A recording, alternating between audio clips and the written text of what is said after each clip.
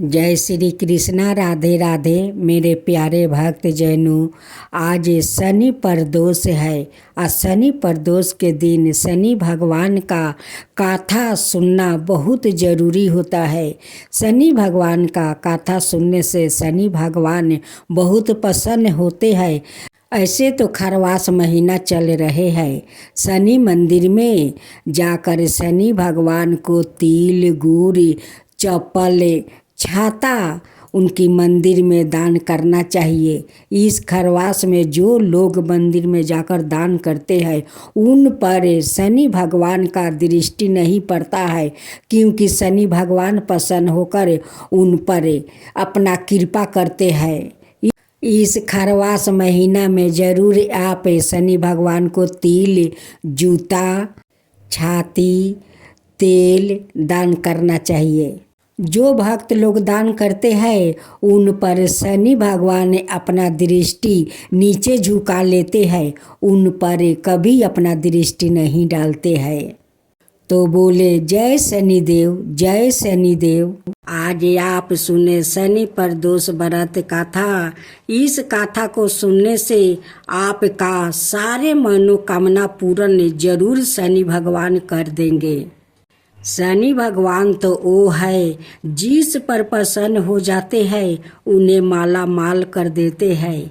अगर जिन पर क्रोध हो जाते हैं उन्हें तो वो भिखारी बना कर छोड़ते हैं। जब तक शनि भगवान उन पर से अपना दृष्टि नहीं हटाते हैं तब तक उन्हें कोई शांति नहीं मिलते है। अब हम कथा सुनते हैं। शनि प्रदोष व्रत कथा के अनुसार प्राचीन काल में एक नगर में सेठ थे। सेठानी जी के घर में हर प्रकार की सुख सुविधा थी, लेकिन संतान नहीं होने के कारण सेठ और सेठानी हमेशा दुखी रहती थी। काफी सोच विचार करके सेठ जी ने अपना काम नौकरों को सौंप दिया और खुद सेठानी के साथ तीर्थ यात्रा पर निकल पड़े। जब सेठ जी अपने नगर से बाहर निकले तो उन्होंने एक साधु मिले जो ध्यान मगन बैठे थे। सेठ जी ने सोचा क्यों ना साधु से आशीर्वाद लेकर आगे की यात्रा की जाए। सेठ और सेठानी साधु के निकट बैठ गए। साधु ने जब आंखों खोली तो उन्हें गाता हुआ कि सेठ और सेठानी काफी समय से आशीर्वाद की प्रतीक्षा में बैठे हैं। साधु ने सेठ और सेठानी से कहा कि मैं तुम्हारा दुख जानता हूँ, तुम शनि प्रदोष व्रत करो, इससे तुम्हें संतान सुख प्राप्ति होगा। साधु ने सेठ सेठानी को प्रदोष व्रत की विधि भी बताई और शंकर भगवान की नियम वंदना बताई। हे रुद्रदेव शिव नमस्कार, शिव शंकर जग गुरु नमस्कार, हे नीलकंठ सूर्य नमस्कार, शिष्य मैली चंदे सुख नमस्कार, हे उमाकांत सुधि नमस्कार, उग्रह रूप मन नमस्कार, ईश्वर ईसा प्रभु नमस्कार, विश्वेश्वर प्रभु शिव नमस्कार। दोनों साधु से आशीर्वाद लेकर तीर्थ यात्रा के लिए आगे चल पड़े। तीर्थ यात्रा से लौटने के बाद सेठ और सेठानी ने मिलकर शनि प्रदोष व्रत किया, जिसके प्रभाव से उनके घर एक सुंदर पुत्रा का जन्म हुआ और खुशियों से उनका जीवन भर गया। आज आप सुने शनि भगवान की व्रत कथा। एक समय स्वर्ग लोक में सबसे बड़ा कौन है, लेकर प्रश्न उठा। 9 ग्रहों में वाद विवाद हो गया। विवाद इतना बढ़ गया कि परस्पर भयंकर युद्ध की स्थिति बन गई। निर्णय के लिए सभी देवता देवराज इंद्र के पास पहुंचा और बोले, हे देवराज, आपको निर्णय करना होगा कि हम में से सबसे बड़ा कौन है। देवताओं का प्रश्न सुनकर देवराज इंद्र उलझन में पड़ गया। इंद्र बोले, मैं इस प्रश्न का उत्तर देने में असमर्थ हूँ। हम सभी पृथ्वी लोक में उज्जैनी नगरी में राजा विक्रमादित्य के पास चलते हैं। देवराज इंद्र सहित सभी ग्रह देवताओं उज्जैनी नगरी पहुँचे। महल में पहुंचकर सब देवताओं ने उनसे अपना प्रश्न पूछा तो राजा विक्रमादित्य भी कुछ देर के लिए परेशान हो उठा, क्योंकि सभी देवता अपनी अपनी शक्तियों के कारण महान थे। किसी को भी छोटा या बड़ा कह देने से उनके क्रोध के प्रकोप से भयंकर हानि पहुंच सकती है। अचानक राजा विक्रमादित्य को एक उपाय सूझा और उन्होंने विभिन्न धातुओं स्वर्ण, रजत, चांदी, कांसा, दर्पण, तांबा, सीसा, रंगा, जस्ता, अब्रक, लोहे के 9 आसन बनवाए। धातुओं के गुणों के अनुसार सभी आसनों को एक दूसरे के पीछे रखवा कर उन्होंने देवताओं को अपने अपने सिंहासन पर बैठने को कहा। देवताओं के बैठने के बाद राजा विक्रमादित्य ने कहा, आपका निर्णय तो सवाय हो गया। जो सबसे पहले सिंहासन पर विराजमान है वही सबसे बड़ा है। राजा विक्रमादित्य के निर्णय को सुनकर शनि देवता ने सबसे पीछे आसन पर बैठने के कारण अपने को छोटा जानकर क्रोधित होकर कहा, राजा विक्रमादित्य, तुमने मुझे सबसे पीछे बैठाकर मेरा अपमान किया है। तुम मेरी शक्तियों से पराजित नहीं हो। मैं तुम्हारा सर्वनाश कर दूंगा। शनि ने कहा, सूर्य एक राशि पर 1 महीने, चंद्रमा 2.25 दिन, मंगल 1.5 महीने, बुध और शुक्र 1 महीने, बृहस्पति 13 महीने रहते हैं। लेकिन मैं किसी राशि पर 7.5 बरस 7.5 तक रहता हूँ। बड़े बड़े देवताओं को मैंने अपने प्रकोप से पीड़ित किया हूँ। राम को 7.5 के कारण ही वन में जाकर रहना पड़ा और रावण को 7.5 के कारण ही युद्ध में मृत्यु का शिकार बनना पड़ा।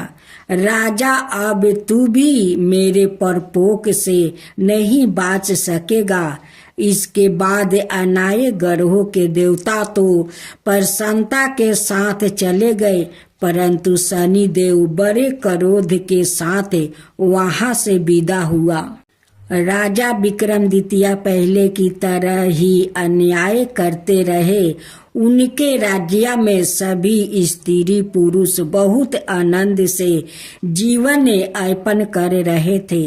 कुछ दिनों ऐसे ही बीत गया। उधर शनि देवता अपने अपमान को भूला नहीं था।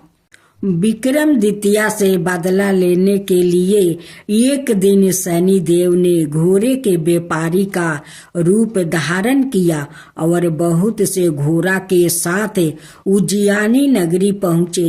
राजा विक्रमादित्य ने राज्य में किसी घोड़े के व्यापारी के आने का समाचार सुना तो अपने अश्वपाल को कुछ घोड़े खरीदने के लिए भेजा। घोड़ा बहुत कीमती थे। अश्वपाल ने जब वापस लौट कर इस संबंध में बताया तो राजा विक्रमादित्य ने सवाई आकर एक सुंदर शक्तिशाली घोड़े को पसंद किया। घोड़े की चाल देखने के लिए राजा उस घोड़े पर सवार हुआ तो वो घोड़ा बिजली की गति से दौड़ पड़ा। तेजी से दौड़ता घोड़ा राजा को दूर एक जंगल में ले गया और फिर राजा को वहां गिरा कर जंगल में कहीं गायब हो गया। राजा अपने नगर को लौटने के लिए जंगल में भटकने लगा, लेकिन उन्हें लौटने का कोई रास्ता नहीं मिला। राजा को भूख प्यास लगे आई थी। बहुत घूमने पर उसने एक चरवाह मिला। राजा ने उसने पानी मांगा। पानी पीकर राजा ने उस चरवाह को अपनी औंठी दे दिया। फिर उसने रास्ता पूछ कर वहां जंगल से निकल कर पास के नगर में पहुंचा। राजा ने एक सेठ की दुकान पर बैठकर कुछ देर तक आराम किया। उससे सेठ ने राजा से बातचीत की तो राजा ने उसे बताया कि मैं उज्जैनी नगरी से आया हूँ। राजा के कुछ देर दुकान पर बैठने से सेठ जी की बहुत बिक्री हुई। सेठ ने राजा को बहुत भगवान समझा और खुश होकर उसे अपना घर भोजन के लिए ले गया। सेठ के घर में सोने का हार खूंटी पर लटका हुआ था। राजा को उस कमरे में छोड़कर सेठ कुछ देर के लिए बाहर गया। तभी एक आश्चर्यजनक घटना घटी। राजा देखते ही देखते सोने के उस हार को खूंटी निगल गई। सेठ ने कमरे में लौट कर हार को गायब देखा तो चोरी का संदेह राजा पर ही किया, क्योंकि उस कमरे में राजा ही अकेला बैठा था। सेठ ने अपने नौकरों से कहा कि इस परदेशी को रस्सियों से बांधकर नगर के राजा के पास ले चलो। राजा ने विक्रमादित्य से हार के बारे में पूछा तो उसने बताया कि उसके देखते ही देखते खूंटी ने हार को निगल लिया था। इस पर राजा ने क्रोधित होकर चोरी करने का अपराध में विक्रमादित्य के हाथ पैर कटवाने का आदेश दे दिया। राजा विक्रमादित्य के हाथ पांव काट कर उसने नगर की सड़क पर छोड़ दिया गया। कुछ दिन बाद एक तेली उसे उठाकर अपने घर ले गया और उसे अपने केलू पर बैठा दिया। राजा आवाज देकर बैलों को हाँकता रहा। इस तरह तेली का बैल चलता रहा और राजा को भोजन मिलता रहा। शनि के प्रकोप की 7.5 पूरी होने पर वर्ष ऋतु प्रभाव हुई। राजा विक्रमादित्य एक रात मेघ मल्हार गा रहा था कि तभी नगर के राजा की लड़की राजकुमारी मोहिनी रथ पर सवार उसी तेली के घर के पास से गुजरी। उसने मेघ मल्हार सुना तो उसे बहुत अच्छा लगा और दासी को भेज कर गाने वाले को बुला लाने को कहा। दासी ने लौट कर राजकुमारी को अपंक राजा के बारे में सब कुछ बता दिया। राजकुमारी उसे मेघ मल्हार से बहुत मोहित हुई। अत उसने सब कुछ जानकर भी अपंक राजा से विवाह करने का निश्चय कर लिया। राजकुमारी ने अपने माता पिता से जब यह बात कही तो वो हैरान रह गई। रानी ने मोहिनी को समझाया, बेटी तेरे भाग्य में तो किसी राजा की रानी होना लिखा है, फिर तू उस अपंग से विवाह करके अपना पाँव पर कुल्हाड़ी क्यों मार रही है। राजकुमारी ने अपनी जिद नहीं छोड़ी। अपनी जिद पूरी करने के लिए उसने भोजन करना छोड़ दिया और प्राण त्याग देने का निश्चय कर लिया। आखिर राजा रानी को विवश होकर अपंग विक्रमादित्य से राजकुमारी का विवाह करना पड़ा। विवाह के बाद राजा विक्रमादित्य और राजकुमारी तेली के घर में रहने लगे। उसी रात सपने में शनि देव ने राजा से कहा, राजा तुमने मेरा प्रकोप देख लिया, मैंने तुम्हें अपना अपमान का दंड दे दिया है। राजा ने शनि देव से क्षमा करने को कहा और प्रार्थना की, हे शनि देव, आपने जितना दुख मुझे दिया है अनाय किसी को ना देना। शनि देव ने कुछ सोच कर कहा, राजा मैं तुम्हारी प्रार्थना स्वीकार करता हूँ। जो कोई स्त्री पुरुष मेरी पूजा करेगा, शनिवार को व्रत करके मेरी व्रत कथा सुनेगा, उस पर मेरी अनुकंपा बनी रहेगी। प्रातः काल राजा विक्रमादित्य की नींद खुली तो अपने हाथ पाँव देख कर राजा को बहुत खुशी हुआ। उसने मन ही मन शनि देव को प्रार्थना किया। राजकुमारी भी राजा के हाथ पाँव सही सलामत देखकर आश्चर्य में डूब गई। तब राजा विक्रमादित्य ने अपना परिचय देते हुए शनि देव के परपोक की सारी कहानी सुनाई। सेठ को जब इस बात का पता चला तो दौड़ता हुआ तेली के घर पहुंचा और राजा के चरणों में गिरकर क्षमा मांगने लगा। राजा ने उसे क्षमा कर दिया क्योंकि यह सब तो शनि देव के प्रकोप के कारण हुआ था। सेठ राजा को अपने घर ले गया और उसने भोजन करवाया। भोजन करते समय वहाँ एक आश्चर्यजनक घटना घटी। सबके देखते देखते उस खूंटी ने हार उगील दिया। सेठ जी ने अपनी बेटी का विवाह भी राजा के साथ कर दिया और बहुत से स्वर्ण आभूषण धन आदि देकर राजा को विदा किया। राजा विक्रमादित्य राजकुमारी मोहिनी और सेठ की बेटी के साथ उज्जैनी पहुँचे तो नगरवासियों ने हर्ष से उनका स्वागत किया। अगले दिन राजा विक्रमादित्य ने पूरे राज्य में घोषणा करवाई कि शनि देव सब देवों में सर्वश्रेष्ठ है। प्रत्येक स्त्री पुरुष शनिवार को उनका व्रत करे और व्रत कथा अवश्य सुने। राजा विक्रमादित्य की घोषणा से शनि देव बहुत प्रसन्न हुआ। शनिवार का व्रत करने और व्रत कथा सुनने के कारण सभी लोग की मनोकामनाएं शनि देव की अनुकंपा से पूरी होने लगी। सभी लोग आनंद पूर्वक रहने लगा। यमराज भगवान की जय हो। यमराज भगवान की जय हो। एक महिला से यमराज ने कहा कि मैं तुम्हारे प्राण लेने आया हूँ, मैं तुम्हारा थोड़ा समय देता हूँ।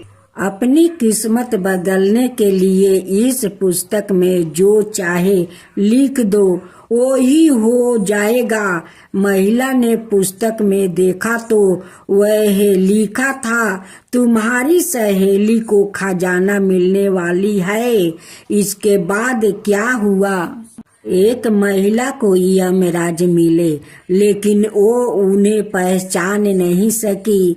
उसने यमराज को पानी पिलाया। इसके बाद यमराज ने महिला से कहा कि मैं तुम्हारे प्राण लेने आया हूँ, लेकिन तुमने मुझे पानी पीने के लिए दिया, इस कारण मैं तुमसे खुश हूँ। तुम्हें एक अवसर देता हूँ, तुम अपना भाग्य बदल सकती हो। या कहकर यमराज ने एक पुस्तक महिला को दे दिया और कहा कि इस पुस्तक में तुम्हारे नाम का एक दृष्टि है, वहाँ तुम अपने लिए जो चाहती हो वो लिख सकती हो। जैसा लिखोगी वैसा ही होगा। महिला ने पुस्तक हाथ में ली और जैसे ही उसे खोला तो उसमें लिखा था कि तुम्हारी सहेली को खजाना मिलने वाला है। महिला ने वहाँ लिख दिया कि उसे खजाना ना मिले।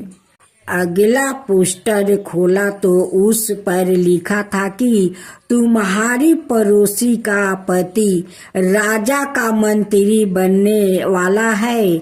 महिला ने वहाँ लिख दिया कि वो मंत्री ना बने। कुछ ही देर में उसे अपने नाम का पृष्ठ मिला। वो खुद के लिए अच्छा लिखने के लिए सोचने लगी, लेकिन जैसे ही वो लिखने वाली थी, यमराज ने पुस्तक के ली। यमराज ने महिला से कहा कि अब तुम्हारा समय खत्म हो गया है। तुम दूसरों का बुरा करने के चक्कर में खुद का भला नहीं कर सकती है। महिला को पछतावा होने लगा कि उसने सुनहरा अवसर खो दिया। इसके बाद यमराज ने उस महिला के प्राणों का हरण कर लिया। इस कथा की लिख यह है कि काफी लोग दूसरों का बुरा सोचते रहते हैं, मौका मिलने पर दूसरों का बुरा करते हैं। इस चक्कर में वो कई बार खुद का भला करने का अवसर खो देता है। हम दूसरों का भला ना कर सके तो कम से कम किसी का बुरा भी नहीं करना चाहिए, यही सच्ची मानवता है। अगर वो महिला अपनी मित्र और पड़ोसी का बुरा नहीं सोचती तो खुद का भाग्य बदल सकती थी, लेकिन उसने पहले उनका बुरा करने की सोची और खुद के प्राण नहीं बचा सकी।